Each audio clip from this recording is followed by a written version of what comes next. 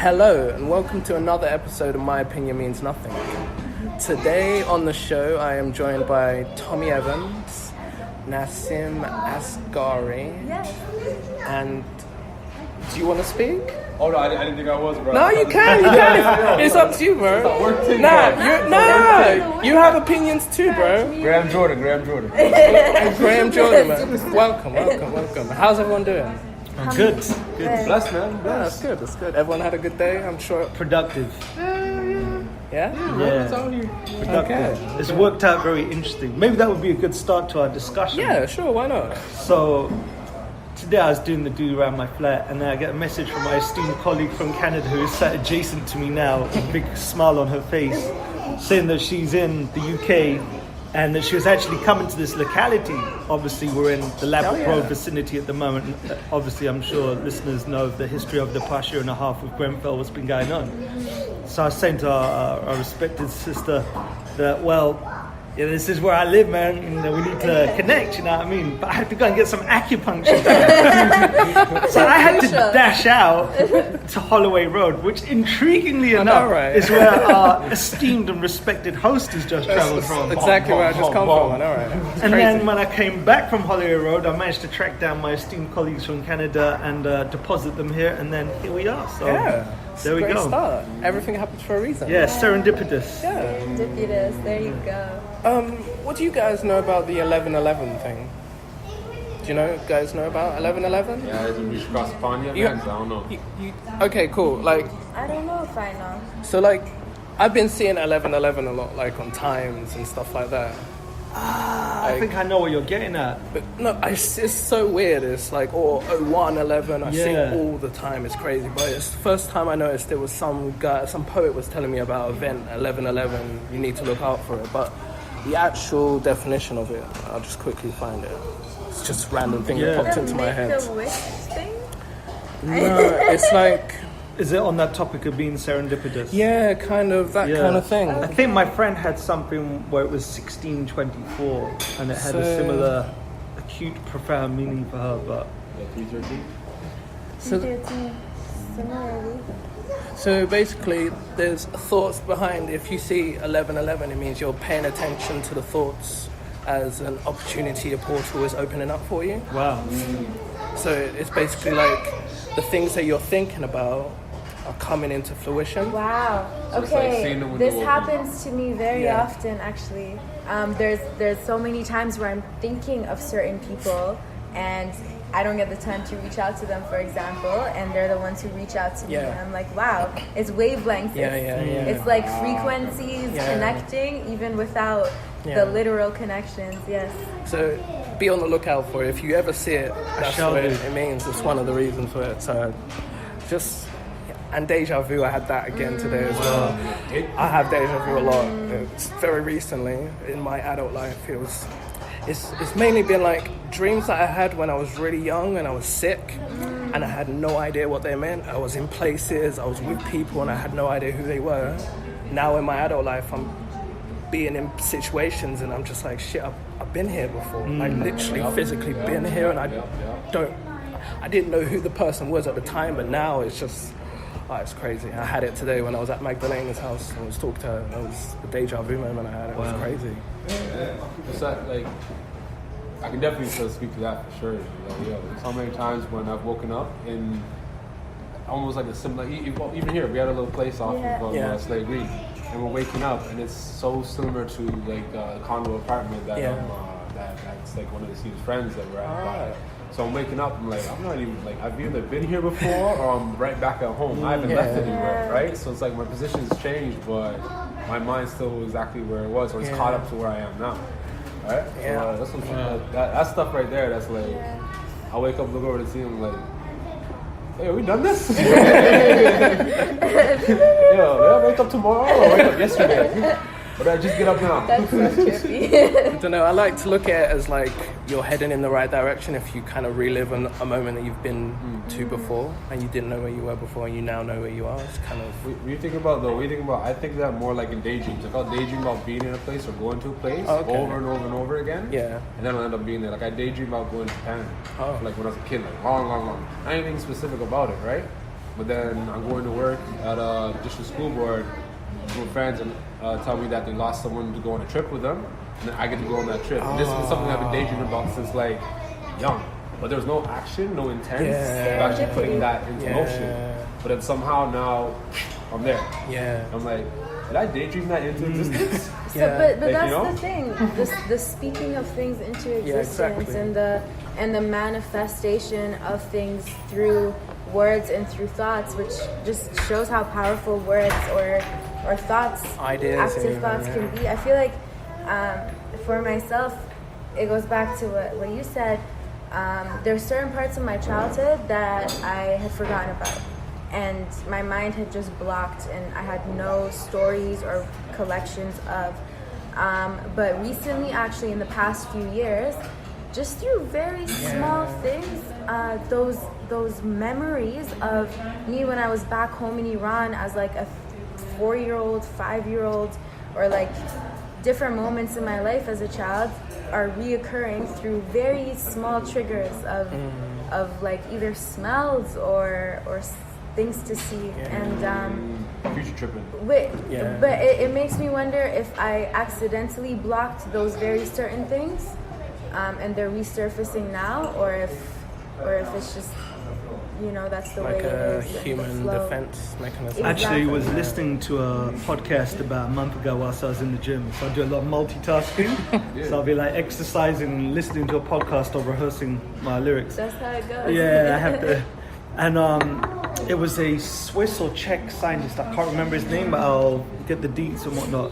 And he did a lot of research over the past 50, 60 years. And sort of regression, going back to childhood and actually to the moment of birth, and saying how birth actually leaves an imprint on your consciousness. And a lot of the issues that we may face are all these sort of like the traumas of birth that are so buried so deep, because obviously as a baby there's no way you can process that. But I'll get the link to the podcast. Remember that first slap you get as a kid? You're like, no more of that. This is it, man. So you don't know what has happened in your formative years and how it could impact you, how and it how shaped it's made you. Yeah, definitely. So what about like past lives? Do you believe in that? Or because I don't know, if we're all energy and nothing is lost in the universe, when something dies, everything is recycled, then technically I don't know, if Joan of Arc, say, died in the soil and then a cow ate the grass and that cow became meat and it was eaten by a human that then, do you know what I mean? So like, could that mean that someone's life force could be in you that could create a past life, or maybe you lived the life before, or I don't know. Would there be too much filters, I guess, between that and that? They'd be deluded enough that maybe you just remember the cow's life? Yeah. You know what I mean? No, not to take away from that, but like I feel it almost feels very. I feel like it'd have to be more one-to-one. Yeah. I believe it's more closely with that, but definitely those sort of areas I think it influence attitudes in a person within a point of time. Yeah. That's a very segment. I mean, maybe there's like a shelf life to it. Yeah. You know what I mean? I feel like maybe that. Yeah. So then when you ask them fresher, then you do feel it more. Yeah. So it's like, all right, I had that cow fresh. Eat that fresh, got killed, blessed, something like that. Then maybe you'd feel that more. But yeah, energy has decayed. Yeah. Everything decays over time, right? So I feel like something like that would be a time thing more than energy. How quickly can I get to that energy before life gets to it? Yeah. Definitely. I remember a Rascast lyric, which is based off Einstein, I think, but matter can't be created or destroyed, it just changes shape. Yeah. What it means, I don't know. It sounded dope, though. Does sound. No, I'm being a bit facetious, but I don't know. I mean, I think with maturity, one thing that I found is that there are more shades of grey and nuances and subtleties. So when I was younger, I still consider myself very young. But anyway, when I was younger, the world was probably a lot more black and white, and I dealt in truth and falsehood as very distinct binaries. Whereas now, it's a lot more complex. So it's so amazing that you say that, because growing up, or in the past few years, and I was just speaking to Graham about this the other day actually, even based on my language, there was a friend who would always call me out and be like, you use absolutes too often. Wow. You know? And recently, in the past couple of years, as I just turned 21, not like in the past year, and so I'm at the tiptoes of adulting and actually like living on my own and starting my future and continuing my career in the direction I want to go in, and trying to set my vision into concrete words or actions. But I've been realizing that nothing is really particularly absolute. Like gray matter is that's brain matter. It's and I've realized that everything is so nuanced, and I can't speak in absolutes even for myself, because I can't say of something, for example, that I won't do, because first of all, how am I to predict the future? And also recognizing that the reason why people do things they do a lot of time is because of their nuanced pasts. So it's like, how am I even setting that absolute standard or that absolute timeline when I don't know what the future is holding, and I don't know what led other people to those futures because of their past that I don't know about, and vice versa. So I've really been, what Brother Tommy said, I've really been feeling that as I'm growing more into myself and growing more into the world. And it's scary. It's scary to be like, oh shoot, this one thing does not actually have one answer. But even like, I mean, the religion or the path I follow, it even says there's multiple ways to the truth, you know, or at least I believe that in so many different ways to what goodness could be, what truth can be. And I think your answer is very mature and compassionate and beautiful. And, as an addendum, there's no but.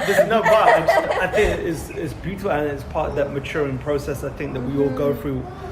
And there can be something very comforting and warm and secure about having a singular understanding of what truth is. And it can be somewhat disorientating, challenging, scary even when you find something that was black and white, absolute truth. Oh, maybe there are various angles and sides and vertices to this dodecahedron. There's a line in Revenge of the Sith, the third Star Wars film, in which you can always we'll talk about that after, because dump on the tree so badly. Come on. 2003, everything was bad then. No, continue. No, it's all good. One can always extract gems of wisdom from the Star Wars saga. So Obi-Wan Kenobi is confronting Anakin, who has been lured, seduced, tempted to the dark side of the Force by Darth Sidious, the Emperor. And Anakin says to Obi-Wan Kenobi, in a sort of echo of the political climate at the time, you're either with me or against me. Quite a clunky analogy, but it served its purpose in the film. And Obi-Wan Kenobi says, only a Sith deals in absolutes, but then someone rightly pointed out, well, that's an absolute statement in itself as well. Catch-22, catch yourselves. But I suppose we're all on a journey of, well, not everyone, I personally am on a journey of truth seeking. There's even a line in my book, I have a nice segue there, Medusa War, which is the title of the book, and the poem is From the Wombs of Warriors. Where I say, we crave paradise and the afterlife, give us comforting answers. I pose challenging questions, I'm the son of my father. Contrarian spirit, royal lineage, born to commoners, from the wombs of warriors, etc., etc. So my dad has quite an obstreperous disposition at times, in that he isn't shy of not fitting in. Okay. So perhaps nature, nurture, that's another discussion itself. Maybe I've been socialized, or I've genetically inherited that quality. So I've got that awkwardness. Maybe that's not the best word, but you know, I feel comfortable in posing questions, being curious.